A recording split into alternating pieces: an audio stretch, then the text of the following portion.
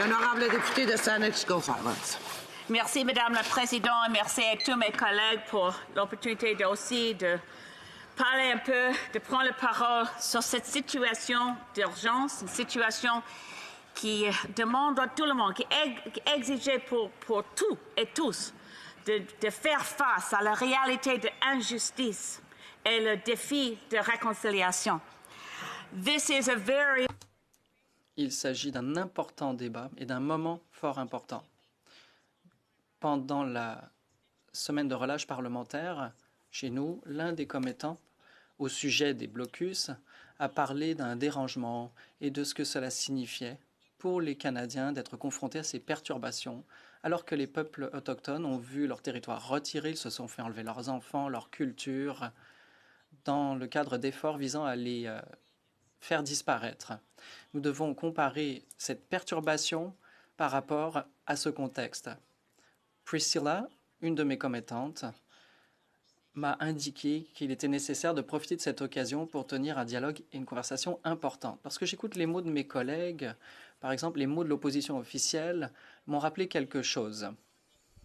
Le 4 mai 1867, le général Otis Howard, s'exprimant au sujet de sa frustration concernant les Nez Percés et leur chef, a dit, je cite, à plus de 20 reprises, j'ai pu vous entendre dire que la terre était votre mère.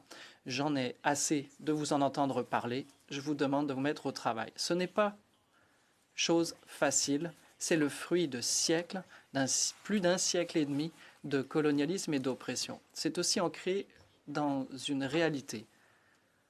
En 1997, les Wet'suwet'en avaient droit de penser que, d'après un arrêt de la Cour suprême du Canada, le gouvernement fédéral viendrait à la table de négociation pour définir la question du titre autochtone, 22 000 km² pour les Wet'suwet'en. Comment se fait-il que la Cour suprême du Canada ait indiqué qu'il y avait motif à établir ce titre autochtone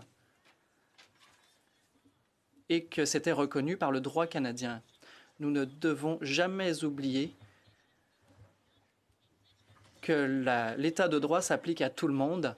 Les Autochtones ont le droit de leur côté et l'opposition officielle les décrit comme un groupe de militants minoritaires. Le titre autochtone doit être reconnu comme tel et le titre ancestral est collectif et intergénérationnel. Le fait de reconnaître cela nous permettra d'expliquer pourquoi nous faisons preuve de solidarité par rapport au chef héréditaire des Wet'suwet'en. Mon collègue de Nanaimo Lady Smith, le 19 janvier, a rencontré les chefs héréditaires, est revenu et a tenté d'exhorter le gouvernement fédéral de ne pas envoyer la GRC, de ne pas permettre à la GRC de procéder à des arrestations. Vous vous rappellerez ce que ça a coûté au Canada. Il y a eu un camp de la GRC pendant un an en bordure du territoire Wet'suwet'en.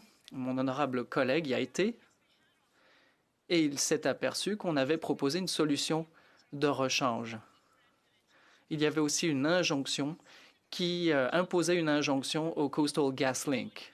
On aurait pu relocaliser le pipeline, mais d'après le tribunal, Coastal GasLink a rejeté la solution de rechange de façon unilatérale. Le gouvernement fédéral doit donc intervenir. Il est vrai que le 5 février, en Chambre, le Premier ministre a dit, et je cite, qu'il s'agissait d'un enjeu qui relevait entièrement de compétences provinciales. Mais c'est vrai uniquement en ce qui concerne le pipeline.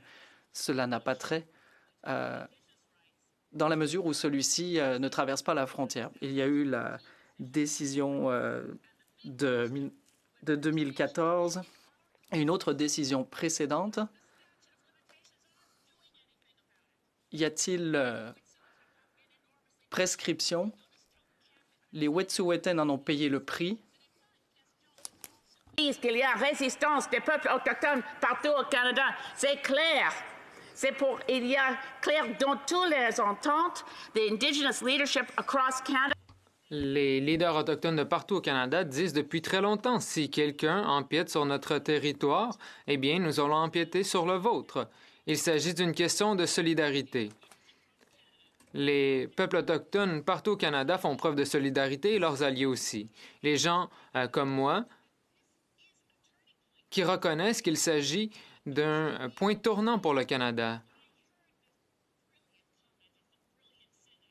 Un sénateur et ancien juge, sénateur Sinclair, à l'autre endroit, a dit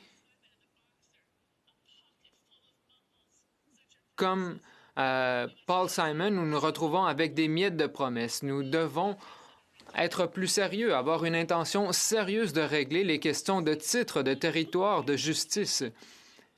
Et ce n'est que partiellement une question qui touche le gazoduc. À la réalité d'injustice, on doit faire face à la réalité et la grande promesse de réconciliation.